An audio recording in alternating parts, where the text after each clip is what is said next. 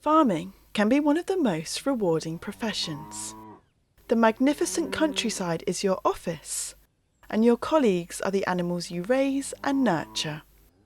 It's one of humanity's oldest careers too, dating back over 6,000 years.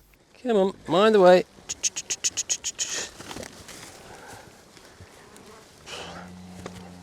Come on. But is it harder to be a farmer in the 21st century?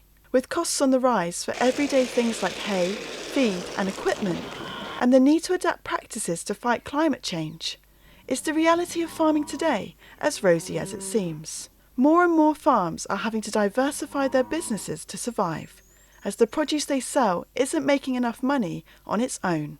My name's Vivienne Payne, and I'm visiting farms across the UK to find out exactly what it's like to own one today. I'm on my way to meet Jeremy Buxton, who runs a farm nestled in the Norfolk countryside. Hi Jeremy, nice to meet you. Viv, nice to meet you. Welcome to Eveshill Farm. Let me show you around. My grandfather bought the farm in the 60s, and then my father took over, and then I came back to the farm in 2012, I think it was, so I'm a third generation farmer. Jeremy lived in Paris for 12 years working in sports television before the call of farming proved too strong. And I'm told it's just like you having your ears pierced. Although having said that, I'm... Shh. Just a little scratch.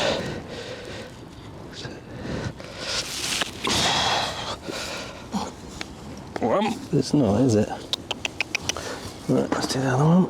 It's harder to make a living because, you know, the big food retailers driving down prices, so the farmers getting less for their crops, whilst input prices are rising. So it is really hard to make a living from traditional farming, as it were. Sadly, this is just where we are currently, where we have these massive food retailers who are driving down prices, screwing the farmers down to buy food from the farmer for as cheap as possible, so we're not getting the rewards for our crops that we used to, and then input prices are rising all the time. That's what we use on our crops to grow them, but equally electricity, energy prices, everything is growing up. Nothing is going to get cheaper anymore, basically. It's really difficult to return a profit at the moment in farming, so you know, it's absolutely vital that we have these other revenue streams.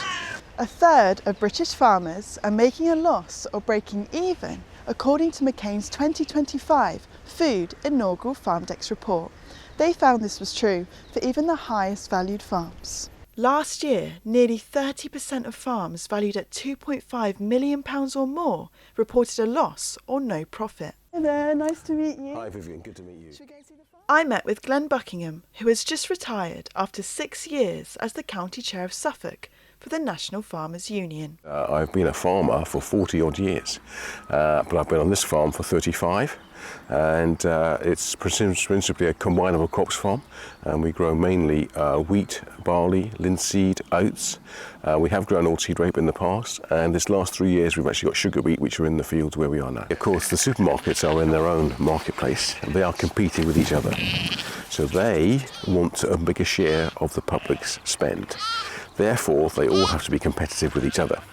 Who takes the pressure? Then of course it's the pricing coming in from the production side. So that's the difficulty.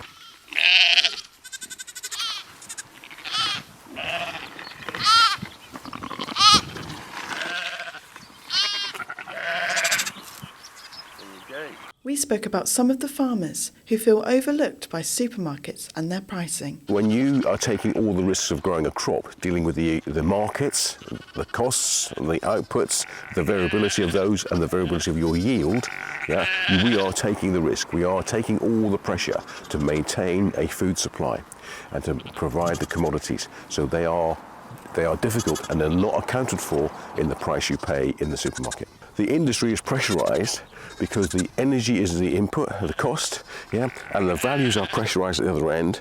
And so, yeah, we are squeezed, and incomes encourage farmers to get larger, but resilience probably goes downhill. It means that some farmers now feel detached from their customers.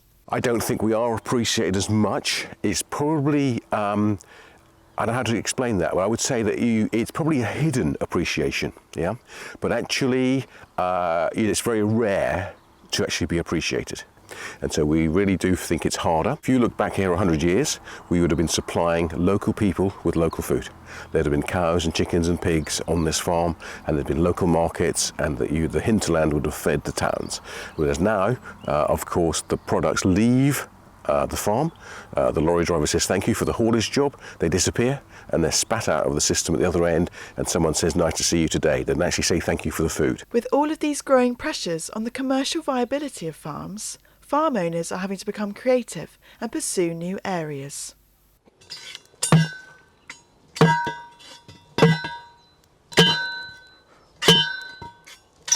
We're breaking down this big field into smaller grazing cells for our cattle. Have an electric shock. Good, here we go.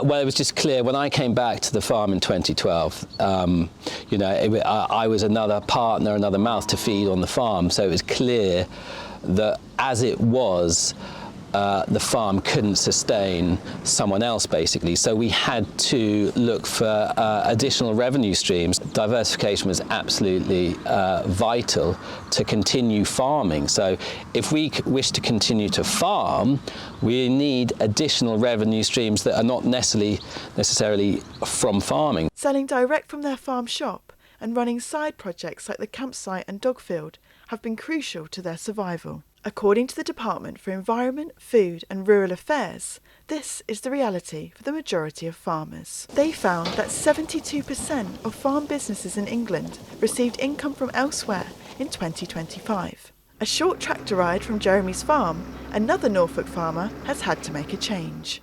Hi Rebecca, nice to meet you. Nice to meet you. Shall we see the farm? Absolutely. Amazing. Let's go this way.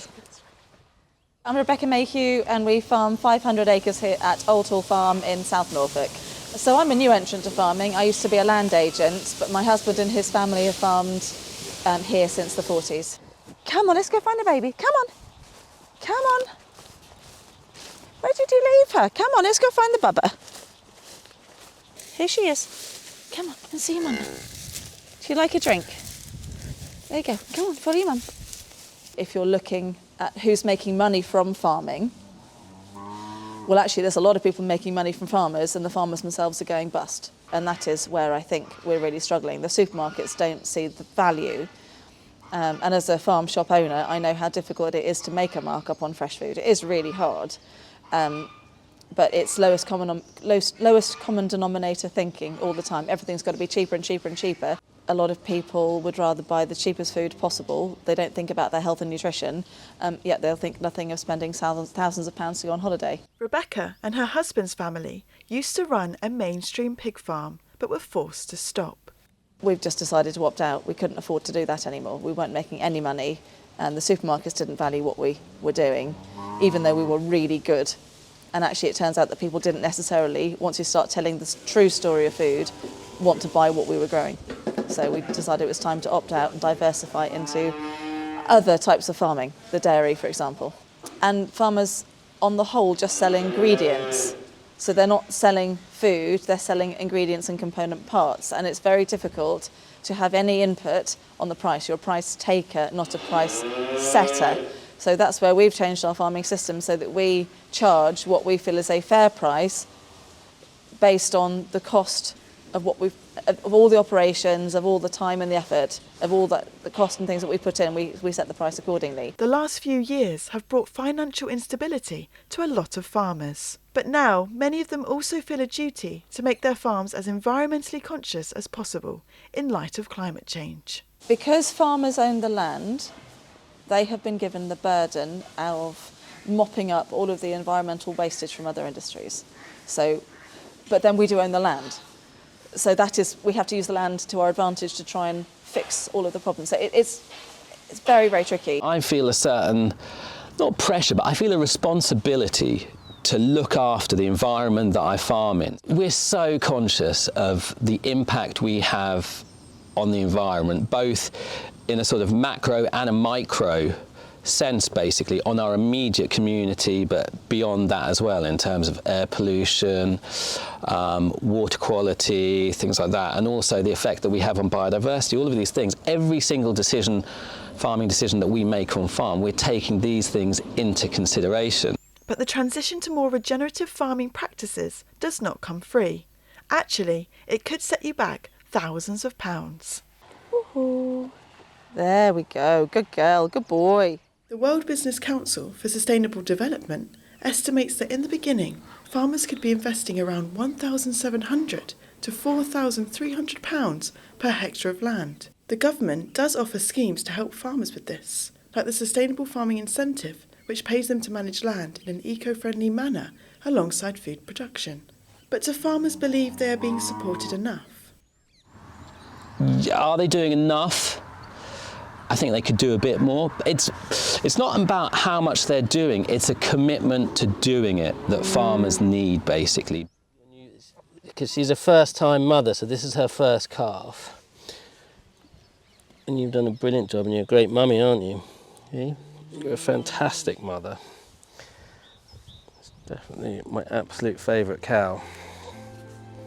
I can definitely understand why people are daunted, reluctant about coming into the farming industry because of the uncertainty that we've spoken about in the past, 10, 15 years. It's not a very attractive industry to be joining when, it's very uncertain how you're going to make a living, basically. So, whilst little Kenny here might be oblivious to the challenges facing his owners, 21st century farms like his continue to feel the pressure.